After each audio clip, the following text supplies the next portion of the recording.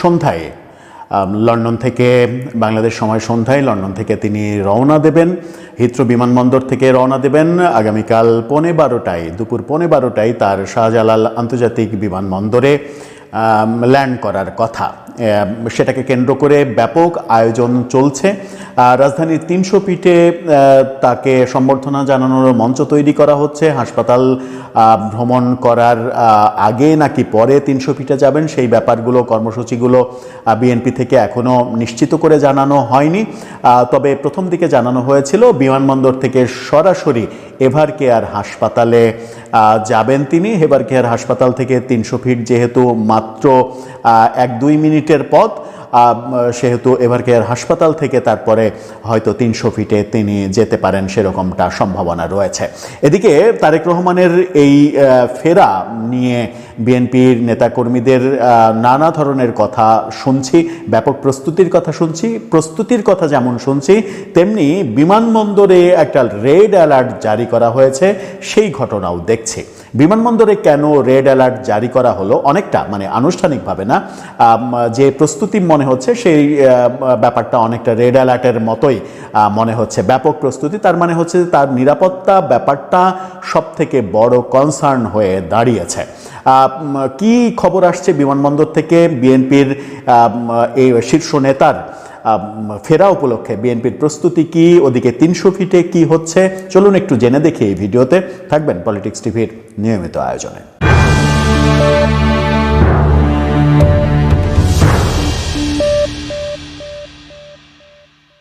দর্শক, বলছিলাম বিএনপির ভারপ্রাপ্ত চেয়ারম্যান তারেক রহমান ফিরছেন আগামীকালকে। তাকে রাজধানীর 300 ফিটে সম্বর্ধনা দেয়া হবে।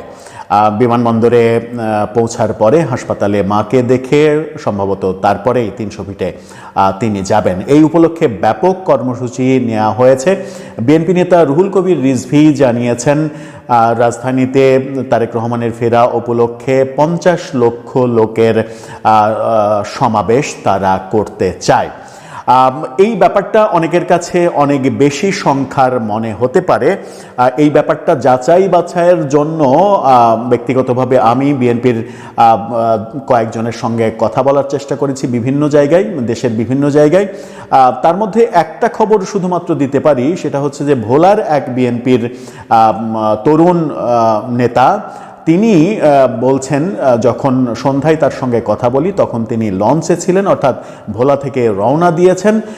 তার ভাষ্যমতে শুধুমাত্র ভোলা থেকেই ঢাকাতে এই অনুষ্ঠান উপলক্ষে আসছে লক্ষাধিক মানুষ।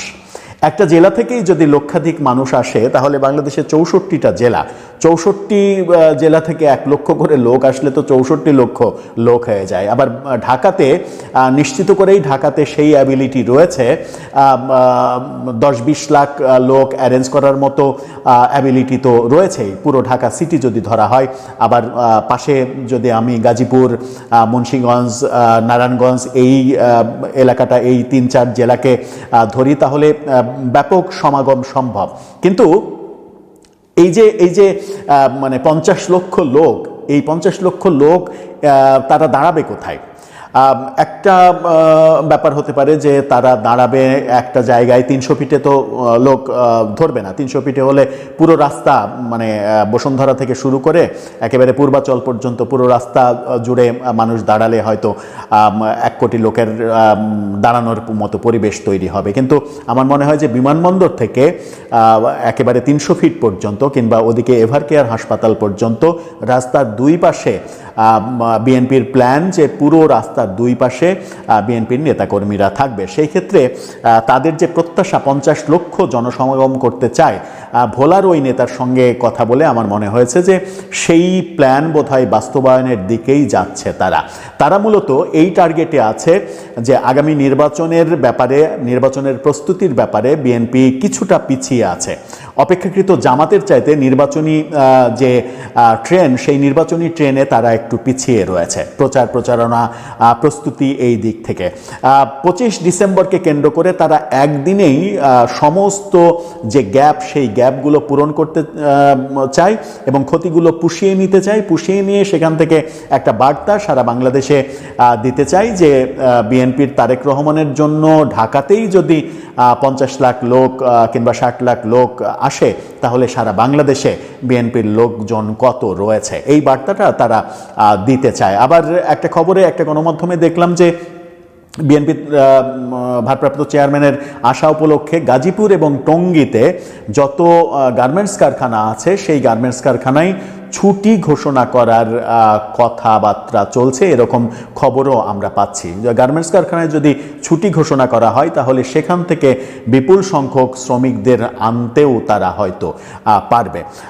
এই আলোচনা যখন চলছে, আমরা মূল আলোচনায় যেটাতে বললাম যে বিমানবন্দরের প্রস্তুতিটা মনে হচ্ছে অনেকটা রেড অ্যালার্ট জারি করা হচ্ছে, তার আগে এই গত রাতে রাজধানীর 300 ফিটে তারেক রহমানের সম্বর্ধনার মঞ্চ কিন্তু রেডি হয়ে গেছে। সেই মঞ্চের আমরা বিএনপির তরফ থেকে 2টা ছবি পেয়েছি, সেই ছবি 2টা দেখে নিতে পারেন। সেখানে তাদের মঞ্চ প্রস্তুত এবং ব্যাপক আয়োজনের ব্যাপারই মনে হচ্ছে, অর্থাৎ একদিন আগেই তাদের মঞ্চ সম্পূর্ণ রেডি করে ফেলেছে তারা। এই ক্ষেত্রে হয়তো 300 ফিটে মানুষের চলাচলে একটা বড় বিঘ্ন সৃষ্টি হবে, সেই জন্য বিএনপিকে হয়তো জনগণের কাছে ক্ষমা চাইতে হবে, এরকম একটা ব্যাপার তারা করবে। মূল আলোচনায় আসে, বিমানবন্দরে কি হচ্ছে। বিমানবন্দরে যেটা হয়েছে সেটা হচ্ছে যে তারেক রহমানের আসা উপলক্ষে 24 ঘন্টা বিমানবন্দরে কোনো ধরনের দর্শনার্থী যেতে পারবে না, সেরকম সিদ্ধান্ত নেওয়া হয়েছে।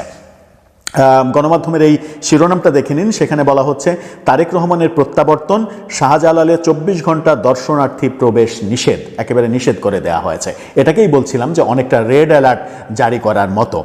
কি বলছে সেখানে, সর্বোচ্চ নিরাপত্তা ব্যবস্থা গ্রহণ করেছে আইনশৃঙ্খলা রক্ষাকারী বাহিনী।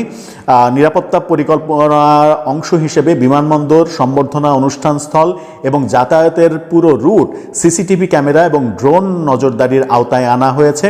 নিরাপত্তার স্বার্থে বুধবার সন্ধ্যা 6টা থেকে, অর্থাৎ আজকে সন্ধ্যা 6টা থেকে বৃহস্পতিবার সন্ধ্যা 6টা পর্যন্ত শাহজালাল আন্তর্জাতিক বিমানবন্দরে দর্শনার্থীদের প্রবেশ নিষিদ্ধ থাকবে।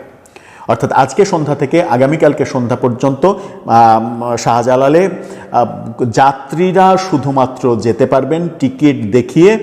তাছাড়া বিমানবন্দরের মূল যে রাস্তা, সেই রাস্তা থেকে এক ধাপও ভেতরে যেতে পারবেন না যাত্রী ছাড়া অন্য কেউ, টিকিটের যাত্রী ছাড়া কেউই যেতে পারবেন না, এরকম কড়াকড়ি আরোপ করা হয়েছে।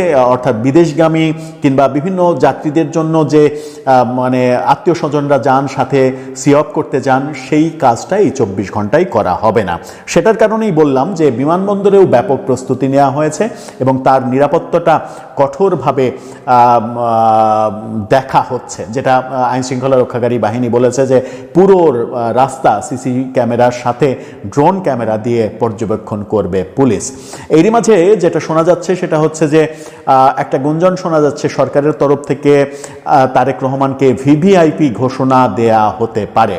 সেটা আজকেই সেই ঘোষণাটা হয়ে যেতে পারে এবং ভিভিআইপি ঘোষণা যদি হয় তাহলে তারেক রহমানকেও এসএসএফ নিরাপত্তা দেয়া হতে পারে।